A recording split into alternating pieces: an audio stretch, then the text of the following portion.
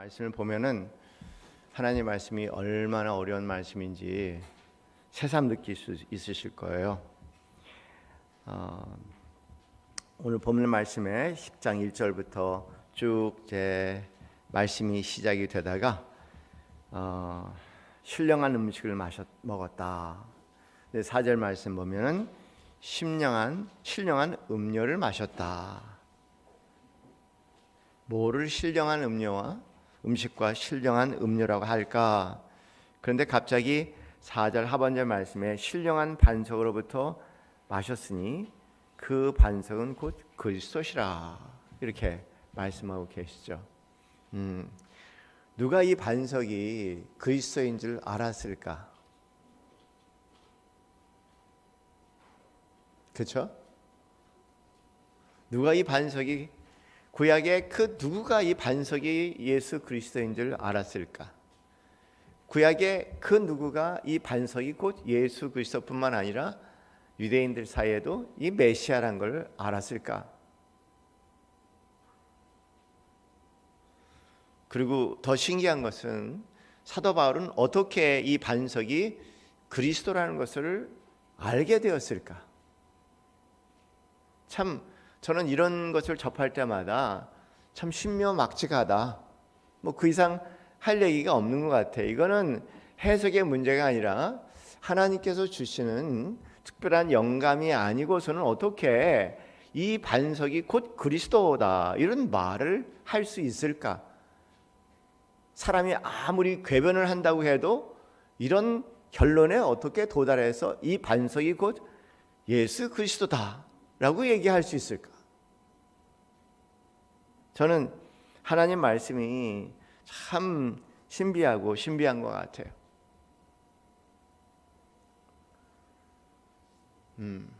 뭐 문자 그대로 말씀을 봐야 된다고 얘기하는데 무슨 반석이 문자 그대로 보면 반석이 돌이지 무슨 예수 그리스도입니까? 우리 그리스도인들은 특별한 해석을 할 수 있는 능력을 가지고 있는 사람들이에요. 유대인들 전혀 몰랐던 해석이 하나가 있는데 바로 뭐냐면 구약에 일어난 많은 사건들이 있지 않습니까? 오늘 본문의 한 예로 모세가 반석을 쳐서 그래서 이제 이 생수가 나와서 목마른 백성들이 이 생수를 마시면서 그 목마른 갈증을 식힌 사건을 얘기를 하는데, 이런 사건을 뭐라고 얘기했냐면 전문적인 용어로 이제 그 예표다 그런 말을 쓰죠. 요한 공부하신 분들은 아시고 요한복음 아마 동영상으로 보신 분들은 아마 다 이해하실 겁니다. 구약에 많은 사건들이 있는데 그 구약의 많은 사건들이 바로 앞으로 오실 실제 예수 그리스도에 대한 그림자다. 그런 것들을 신학적으로 예표론이다 이렇게 얘기를 하죠. 그러고 보면 엄청나게 많은 사건들이 있어요. 아브라함이 이삭을 하나님께 바치는 것도 역시 예수님에 대한 예표다. 그래서 예수 믿는 사람들, 우리 개신교의 독특한 특징은 예표론적인 해석을 할 수 있는 사람입니다.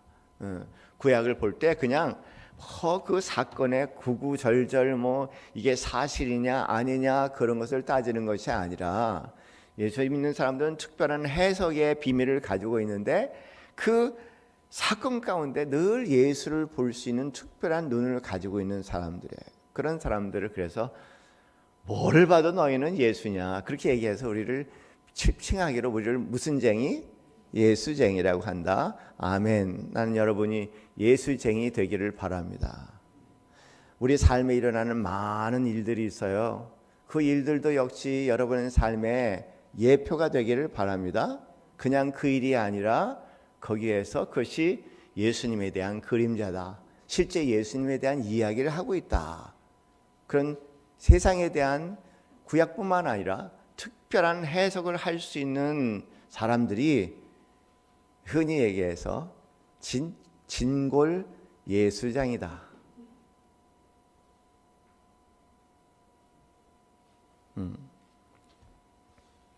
부부싸움을 한참 하면서도 여기에 예표가 있다는 걸 기억하시고 부부싸움 하실 수 있는 우리 남솔 예수교회 희한한 예수쟁이들 되기 바랍니다. 오늘 본문 말씀을 보면은 이 사건 가운데 하나님께서 이스라엘 백성들을 이제 뜨거운 광야에 내보내시죠.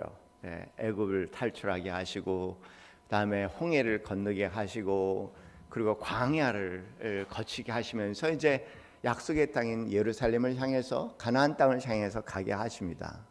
그런데 하나님의 계획은 당신의 백성을 명품으로 만들 계획을 가지고 계셨나 봐. 어떤 명품이든지요, 뭐 도자기도 그렇지만 사람도요, 명품이 되려면 불가마 속에서 뜨겁게 데워져야 돼. 무슨 말인지 아시겠죠?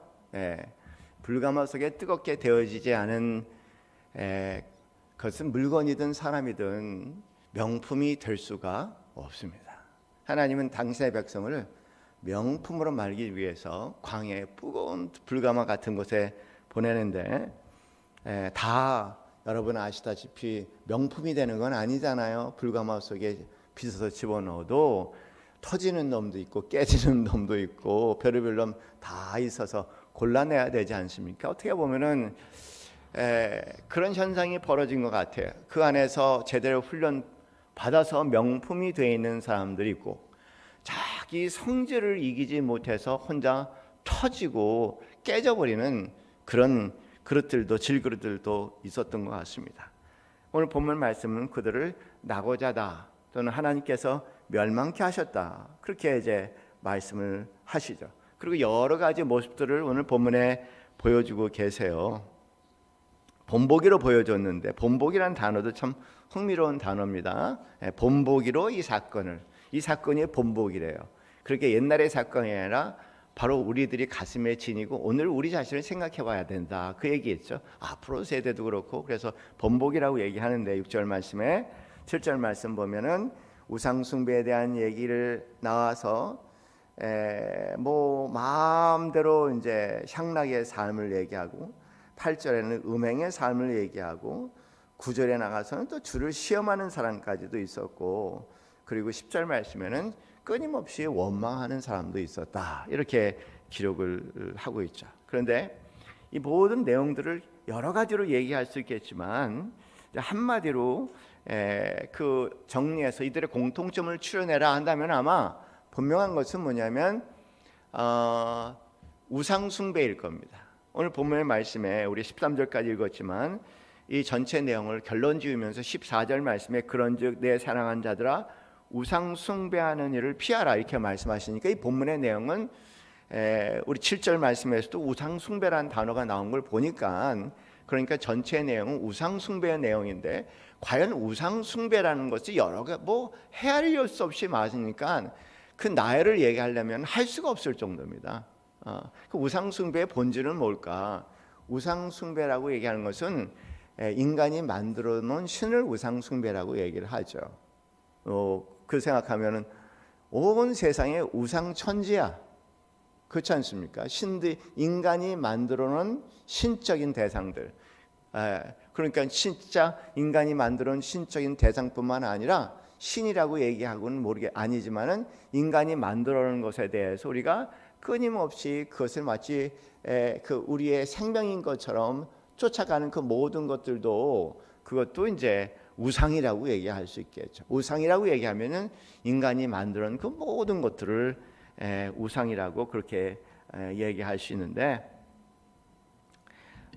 이 우상의 또 다른 모습을 얘기한다면요, 과신이다. 저는 그렇게 얘기하고 싶어요. 과신. 우상이 과신이다. 과신하는 것, 그것이 우상이다. 오늘 본문 말씀 보면 10장 12절 말씀에 그렇게 기록이 되어 있지 않습니까? 그런즉 선줄 생각하는 자, 이렇게 얘기하죠.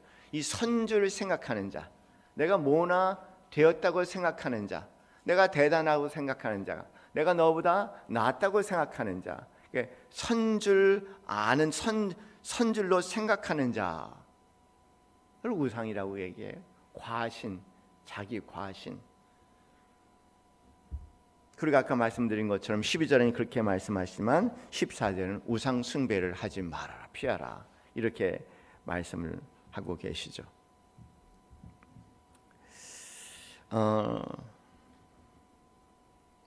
이렇게 항상 그래요. 과신을 하면은 시험에 빠집니다.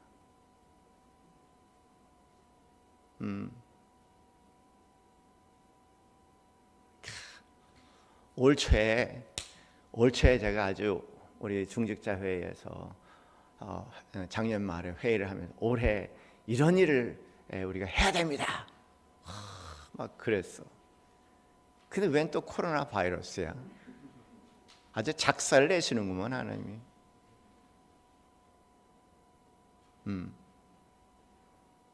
제 경험은 그래요. 뭐 하나 그냥 이렇게 하면 또 반드시 오보가 와서 한 대 치는 거야.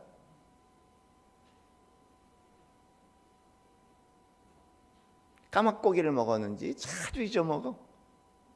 터지고 난 다음에 알아. 내가, 이게 우상 숭배죠. 다른 게 우상 숭배겠습니까? 내가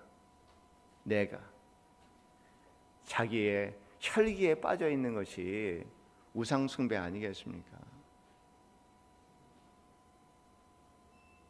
뭐 오직하면 세상도 신의 흔적을 아는지, 하나님의 흔적이 움직임을 아는지, 혈기 내지 마, 혈기 부리지 마, 그랬다가 큰일 나, 큰 코 다쳐, 그런 표현들을 하지 않습니까? 우리 남솔 예수교회 성도님들은 혈기 내지 않는 그런 성도님들, 제 자신을 포함해서 되었으면 합니다. 하나님은 우리가 여러 가지 시험을 당하는데 우리 혈기로 인해서 생기는 시험은 주시지 않았다. 애초에 그렇게 말씀을 하시죠. 13절 말씀에 그렇게 나왔습니다. 사람이 감당할 시험 밖에는 너희가 당한 것이 없다. 오직 하나님을 믿고서 너희가 감당하지 못할 시험 당함을 허락하지 아니하시고 시험 당할 즈음에 또한 피할 길을 내사 너희로 능히 감당하게 하신다. 이렇게 말씀하십니다. 이 말씀의 내용은 우리가 혈기만 안 부리면은 지나치게 내가 대단한 존재라는 과신만 갖지 않다면, 그렇다면은 우리가 감당할 수 있는 시험들은 다 감당할 수 있는 시험이 된다는 거예요. 하나님께서 허락하시는데, 그런데 우리가 혈기를 부리고 과신을 해서 내가라는 자기 우상 숭배 사상에 빠져서 일으키는 문제에 대해서는 하나님도 그냥 허락해 주시지, 여기 본문의 말씀처럼 피할 길을 내셔서 그 시험을 능히 감당하게 하는 은혜는 베풀지 않으시겠다라고 경고를 하니, 이 자기 과신과 우상 숭배와 이 혈기가 얼마나 기독교인의 큰 장벽인지 생각해 봐야 할 것 같아요. 그 대표적인 예가 오늘 본문 말씀에 반석 얘기가 나왔으니까 반석 얘기하지 않을 수가 없겠죠, 그죠? 모세의 사건, 바로 그 사건이 아니겠습니까? 본문 내용에 보면은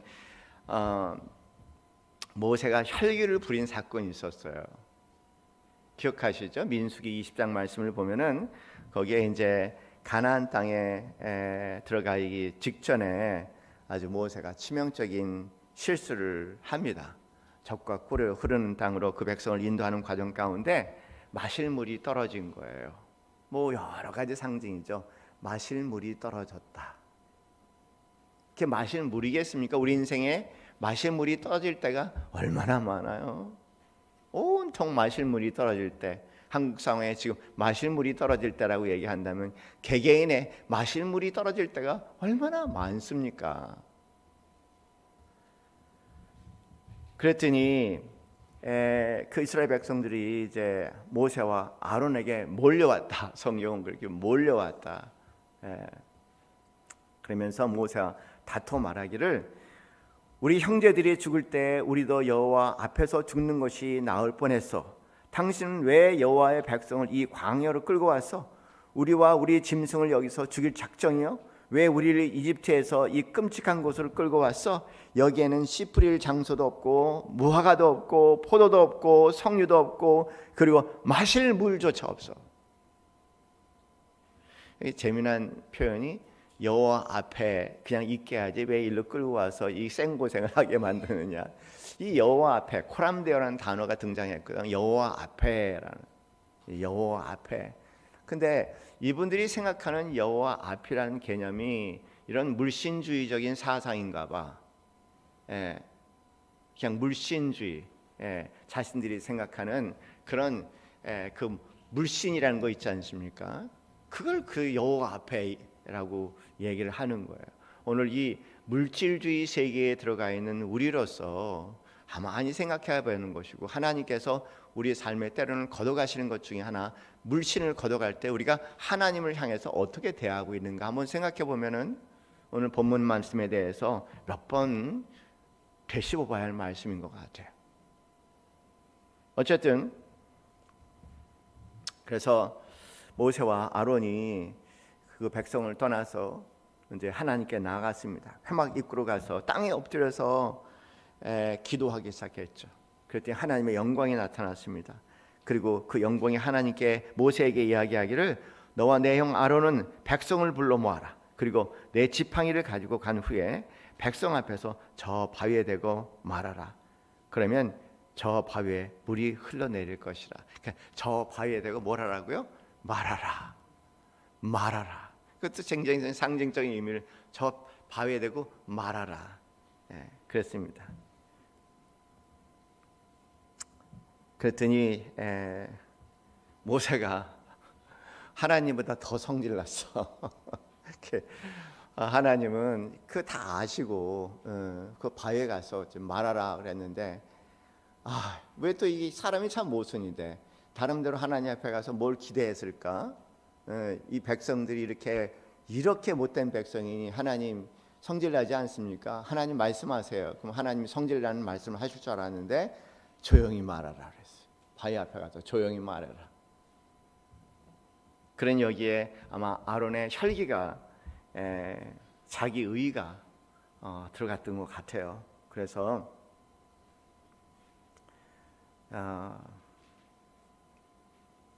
그 명령을 받고 모세가 지팡이를 잡고는 이렇게 말했습니다. 바위 앞에 가서 백성들을 바라보면서 불평꾼들아, 내 말을 들으라.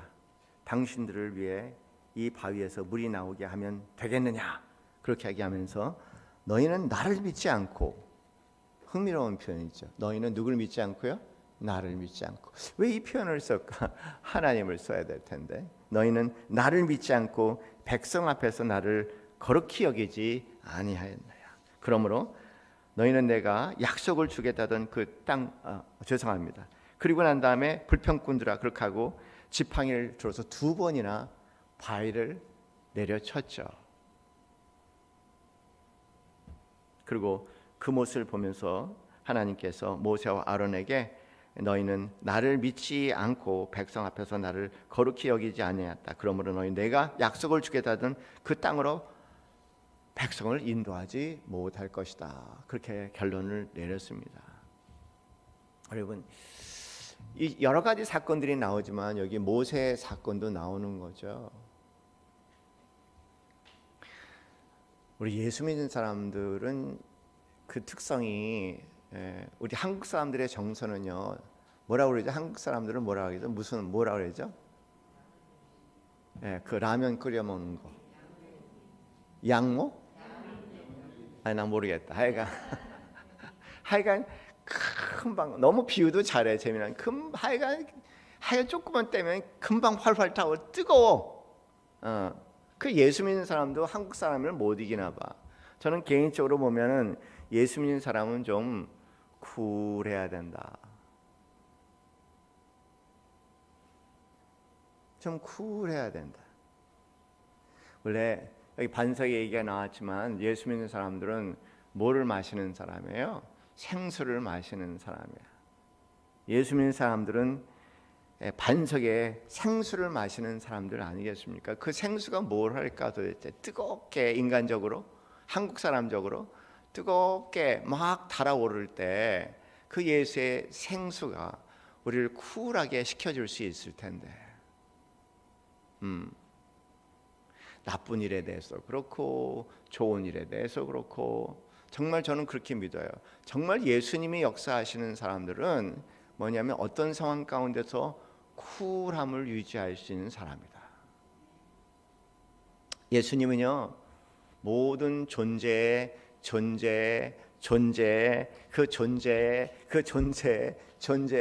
근원에서 올라오는 경이로운 생수를 주시는 분 아니겠습니까? 그거 참 신비로운 표현이에요. 존재란 단어도 어려워 죽겠는데 존재의 근원에서 생수와 같이, 영생, 생수와 같이. 그러니 한번 생각해 보세요. 그 생수, 영생, 그 생수, 영생, 그것이 우리 안에서 우리를 쿨하게 시킬 수 있는 이유는요, 요만한 마음이 이루 말할 수 없이 우주와 같이 우주보다 더 큰 마음이 될 수 있지 않습니까? 온 세상을 품을 수 있을 마음이니까. 그러니까는 뜨겁게 달아오르던 내 성정이 차분하고 쿨하게 가라앉을 수 있는 거죠.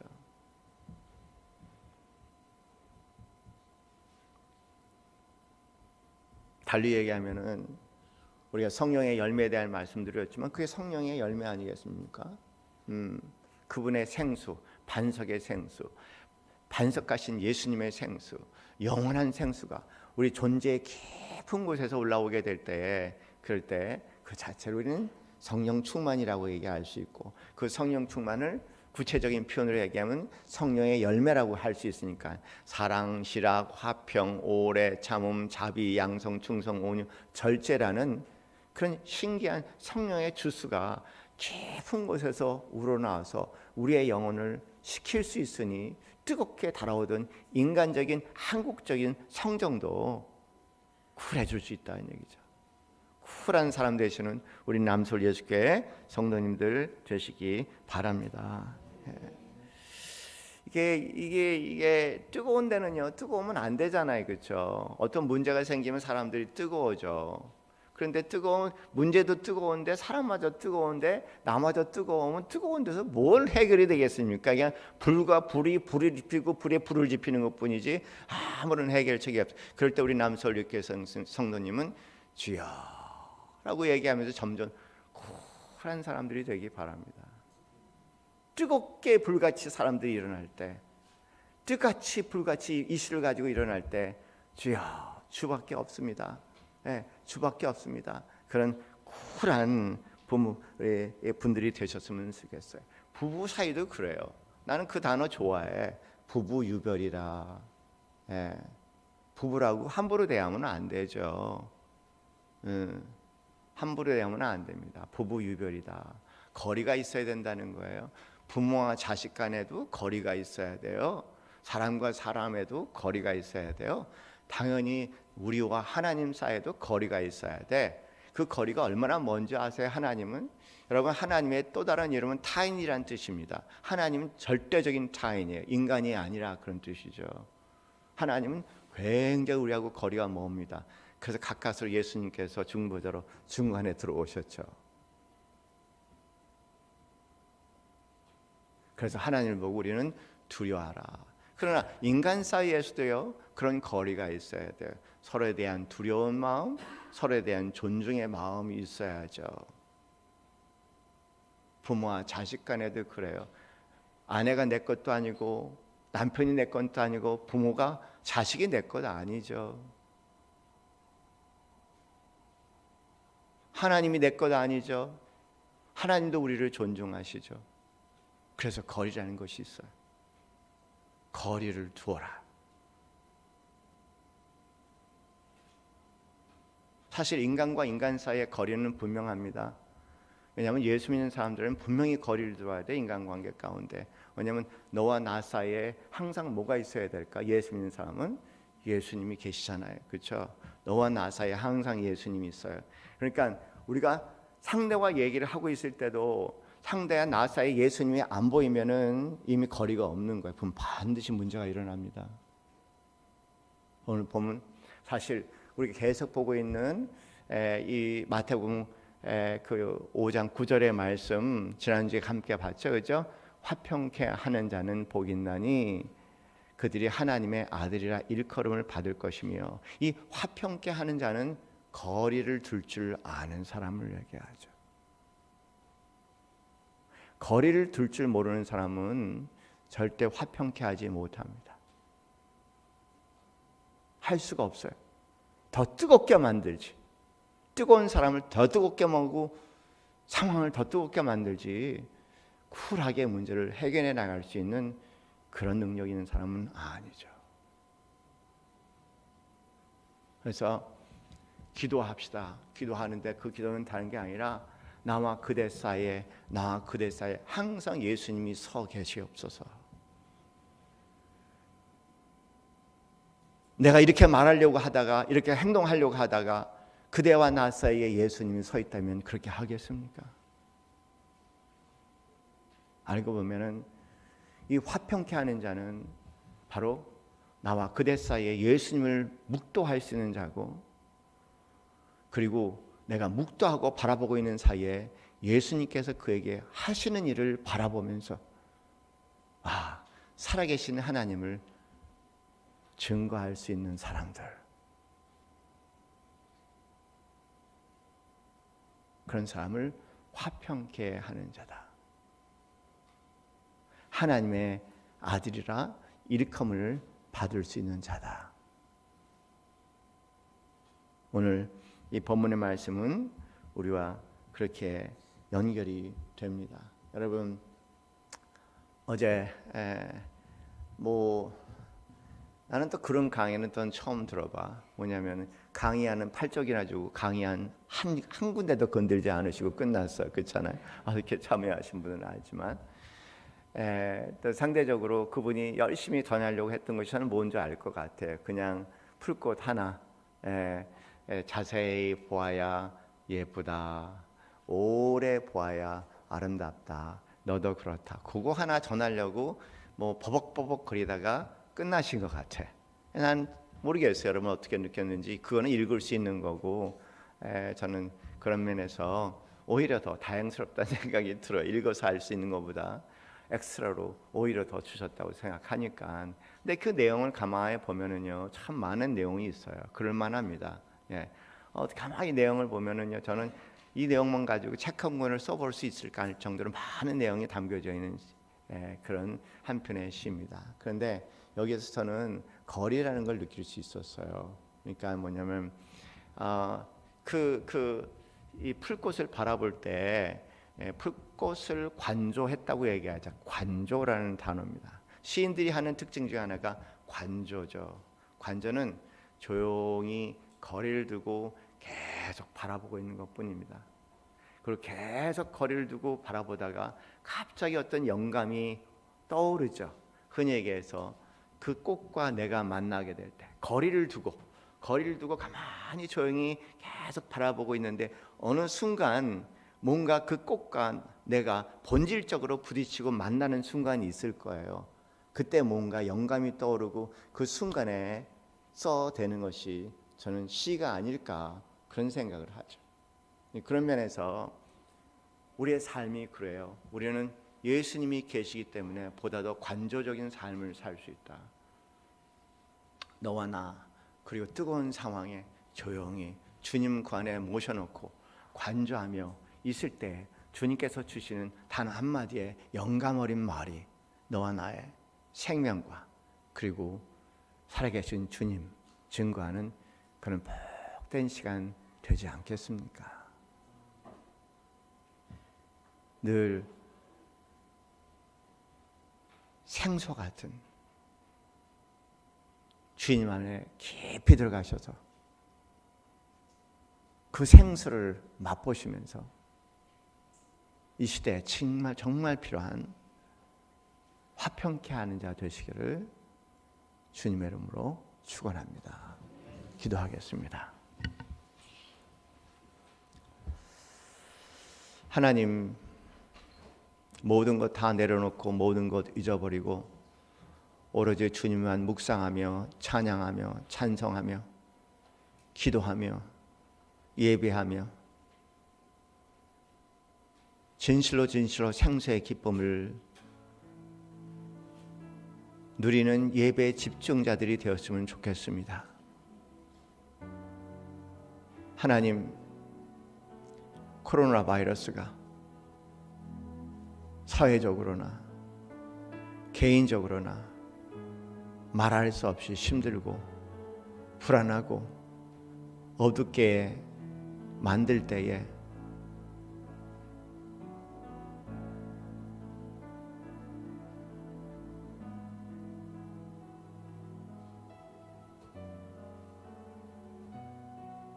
우리 영혼이 깊숙한 곳에서 생수와 같이 그 모든 어둠을 이기게 하시는 생수의 기쁨이 없다면 우리는 그런 어둠 가운데 묻혀 어둠의 세계에 만들어 갈 수밖에 없습니다. 주여, 우리에게 자비와 긍휼함을 베풀어 주셔서 더욱더 깊고 깊은 우리의 존재의 깊은 곳에서 은은하게 생수의 강을 나에게 미치게 하시는 주님의 기쁨을 맛보게 하시고, 하나님, 내 영혼을 잠잠케 하고 온 세상을 잠잠케 하고 그 안에 역사하시는 하나님 영광 드리는 삶 살 수 있도록 하나님 우리의 삶을 인도하여 주시옵소서. 이제는 우리 주 예수 그리스도의 그 크신 은혜와 하나님 아버지의 지극하신 사랑과 성령님의 교통교감하심이 오직 나의 생명이며 영원한 생시시며 영원이신 우리 주 예수 그리스도 안에 늘 뿌리를 내리고